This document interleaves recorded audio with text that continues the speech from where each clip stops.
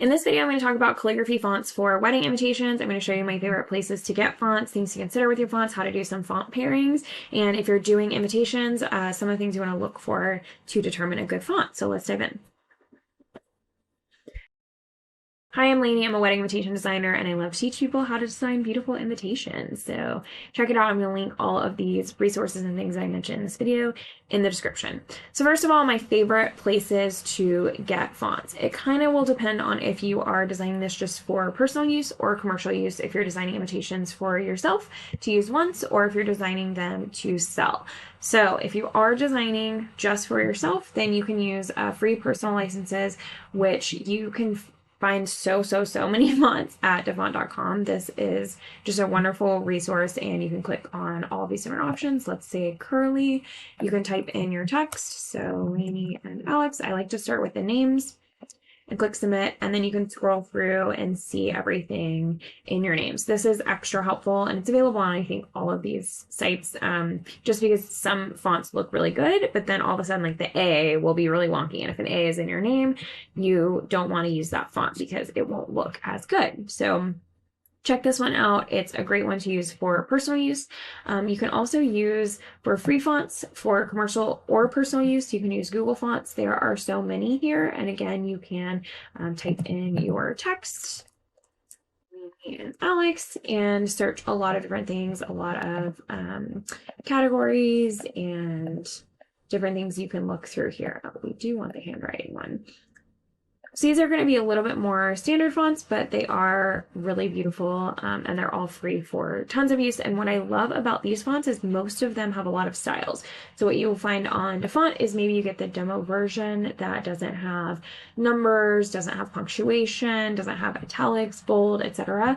And while something like this type of font is going to be really beautiful for your names, it's not going to work as well for all the other text of an invitation. So you do absolutely want to have a more simple font if you're having a lot more information on your invitation. So for instance, all of this, like, invite you to your wedding, your parents' names, the time, the date, everything, you want that to be really legible. So you typically want a print font for that option. And sometimes what I find on these free websites is that you're not going to have like that italics, the bold, etc. that you might want in some of those options. But on Google Fonts, you can see how many styles are here, and a lot of them are going to have a lot of different styles. So I really love these. These are very well developed fonts. Another option is going to be Creative Market. They have free goods every single week. So if you just type in creativemarket.com/free goods, you'll see some new fonts. Like, this is a really cute font.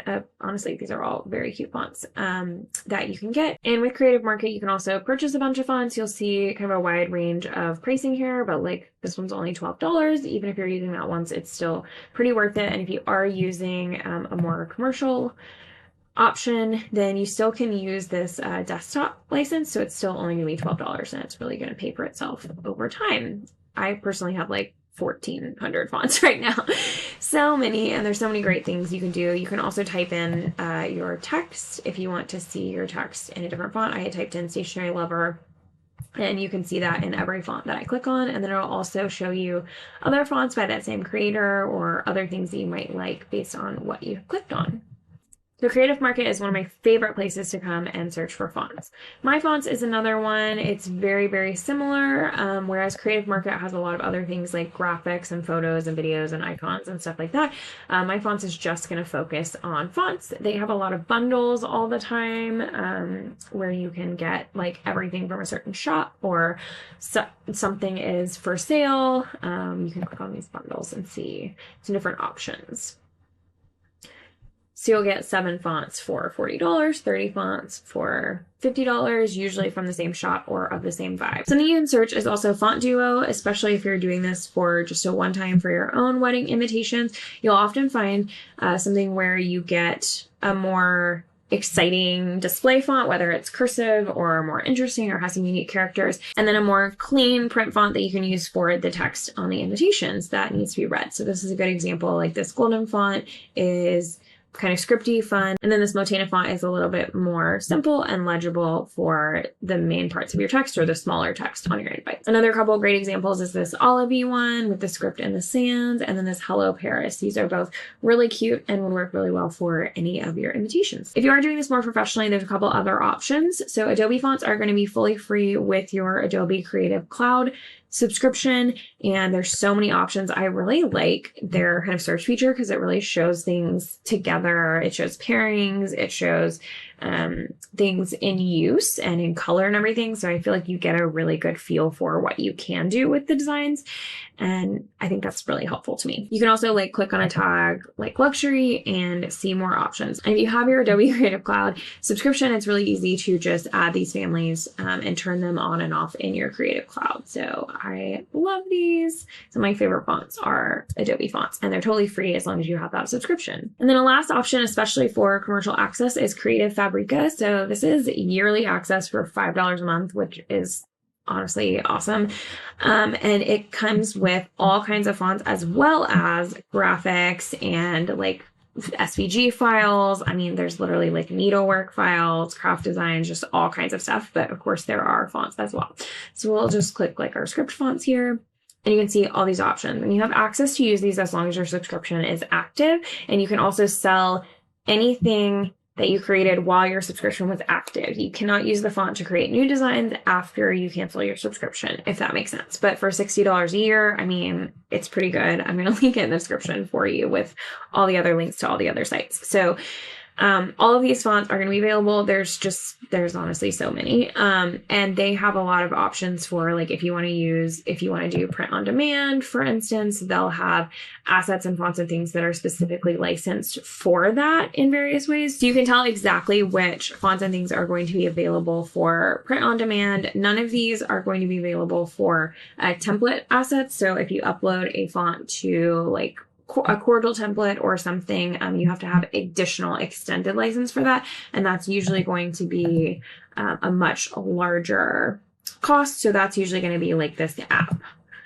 one, which is like $1,100 just for this one. So just be careful. But the print on demand option is something that's not allowed with every single font. It's not allowed with every single license. So I really appreciate that Creative Fabrica has that specific section here. And I find that especially helpful when it comes to the graphics, even outside of the fonts. Now that you know where to look for fonts, what should you look for? I mentioned that in DaFont, they're not going to always have everything that you need. So for instance, this one doesn't have like a divided sign. These are not going to be necessarily the most important, but especially if you need something like these accents, this S in German, it's not going to be available on this font, but you might find that in some of the other fonts that you might have to pay for, or a different version. Sometimes creators release like a free demo version on here, but then they have a more extended version with more things on it. So these actually have been pretty good that we've clicked.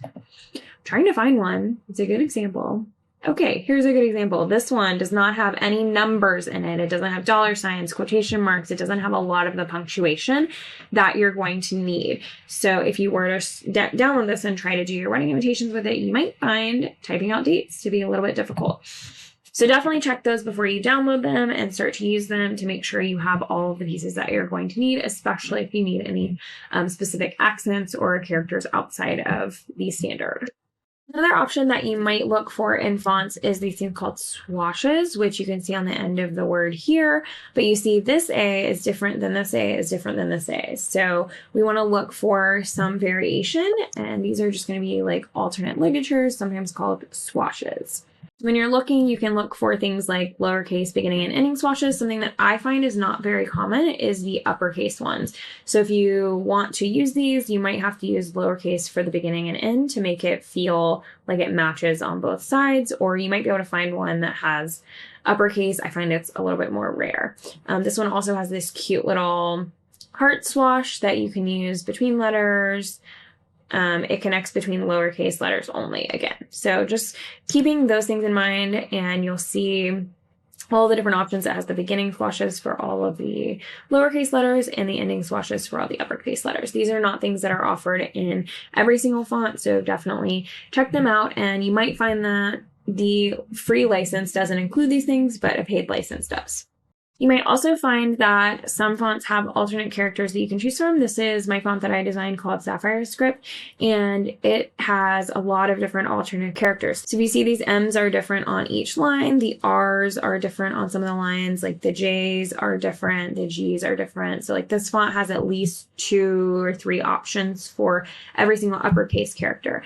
And then things like this H looks a little different on a few of the lines. And this is so you can give it a really kind of handwritten, unique feel, and so it doesn't look as structured. So this is the standard set of characters, but then you are able to change it with alternates, like all of these different A's, these different M's, etc. Another thing to look for is going to be ligatures. So if you type this B character twice, for a double B, it might just look a little bit weird having 2 of them in a row, or you might want to give it a little bit more of a unique feel. So you could find somewhere that has these ligatures. So every time you type 2 B's in a row, it's going to automatically replace it with this. So the B's look a little bit different. It's going to look a little bit more handwritten, a little bit more like calligraphy, etc.